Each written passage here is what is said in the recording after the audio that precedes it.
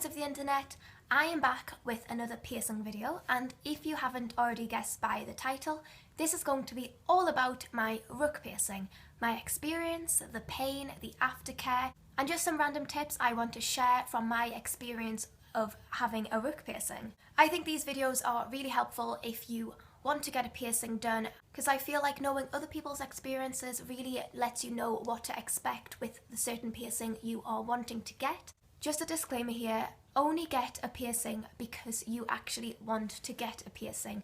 Don't do it because you're following a trend or your friends are getting it. Just do it because you actually want to get it done. Another thing, always get piercings done by a professional. I can't stress how important this is. If you're piercing yourself or your friend's piercing you, then you're putting yourself at risk for so many infections and just so much could go wrong. And also, if you're underage, please get parental consent, because some parents might be a little bit awkward about certain piercings, especially more unusual ones like the rook piercing, say a septum piercing. But I'm sure if you want the piercing that much, it is definitely worth the wait. But I'm sure 16 is the age of piercing consent in most places. This is what my rook piercing looks like. They are so badass yet so gorgeous, and they're so versatile, meaning that they will look good on everybody. So I got my rook pierced at Dark Black Ink in Newcastle, England. They are so professional, very clean. All their staff are trained in piercings and other body modifications. If you're in the Newcastle area, I would definitely recommend Dark Black Ink for all your piercing and tattooing needs. My rook piercing cost me £20, but it always depends on the type of jewellery you want to get it pierced with. I'd got it pierced with a very plain, mediocre, stainless steel curved barbell. And I got my rook pierced in September 2016, so that is 6 months ago. I got my rook pierced with a hollow needle, what takes out a little bit of flesh just to help with the healing process, but definitely avoid guns at all cost. Piercing guns are the devil, but don't get any piercing, especially a cartilage piercing, with a gun, because they can just shatter your cartilage and just fuck up your body basically. So definitely opt for a hollow needle. If they are going to use a gun, especially for a cartilage piercing, then just leave.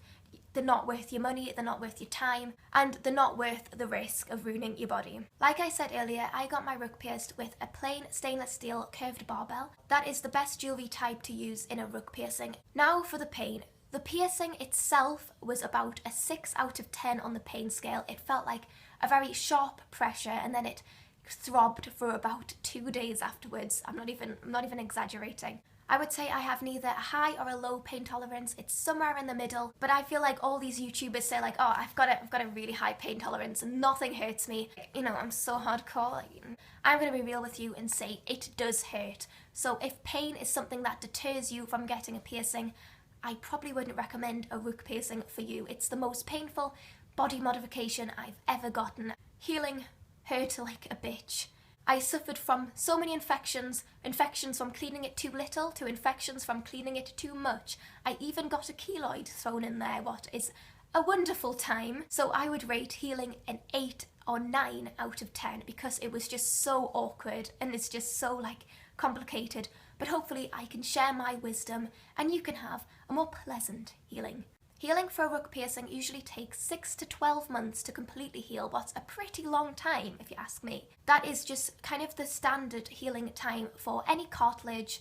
I wouldn't recommend you changing your initial piercing you were assigned with until you hit the 6-month mark. That's when you're probably safe to change it. Now for the aftercare. My piercer told me for the first 3 months you would clean it 3 times a day with saline solution, and then once you hit the 3 months mark you would clean it 1 time a day with saline solution until it is fully healed. You can either buy saline solution from your piercer or you can make it yourself. It's pretty easy. To make saline solution, it is 1 teaspoon or 2.5 grams of natural sea salt. Do not use artificial salt. And 1 cup or 8 ounces of warm water. You mix the salt in until it's completely dissolved, and then you use a Q-tip and just dab it round your healing piercing, and then you're good to go. Now here are some things to avoid while your piercing is healing. Try to avoid sleeping on your piercing, and if you naturally sleep on the side what your piercing is on, like me, Or if you naturally roll onto the side where your piercing is healing, like put a pillow on the side where you usually roll onto, so you're less likely to completely roll onto and like sleep on your piercing, because that hurts. It hurts so much when you wake up after sleeping on your piercing. And also try and avoid touching it at all costs unless your hands are sanitized completely, either by washing it with warm water and soap or antibacterial hand sanitizer. If you get a keloid, don't fret. I know what to do. I've experienced it. You get a plain aspirin tablet. Don't get any specialized ones. Just get completely plain one and mix it with some water until it turns into a paste. Make sure you sanitize your hands beforehand. Use your finger and just rub the paste over your keloid scar. Then go to sleep with the paste on your keloid scar. And then when you wake up, wash it off with some saline solution. And then you're good to go. So yes, I think that's all I need to cover in this video. And if you have any other queries, don't be afraid to comment them down below and I'll try my best to help you out, because I want my channel to be like a little community where everyone like helps each other and helps each other with their piercing and zodiac needs. Just another little disclaimer here, I am not a professional, I just love piercings. So if you have any like medical concerns, like proper infections and stuff, then I would definitely recommend you go and see a doctor or your professional piercer. To all my subscribers out there, be ready to see more piercing themed videos, because I have a lot in store for you for the next week, because it's nearly my birthday and I'm planning to get another piercing because I'm finally going to be 16, so I don't need parental consent, so I could just go and get another piercing without needing my mum there. And feel free to guess what piercing I'm going to get. You'll know in about a week time, because I will be showing you. For all you who subscribe because of my zodiac videos, don't worry, I will try and throw in a couple of zodiac videos in that time. And with that being said, if you enjoyed this video, please give this a big thumbs up, and if you want to see more of my videos, then hit the subscribe button wherever it is on the screen. And yes, you'll be seeing me in my next video. Goodbye guys. Subscribe for dank memes. Oh yes.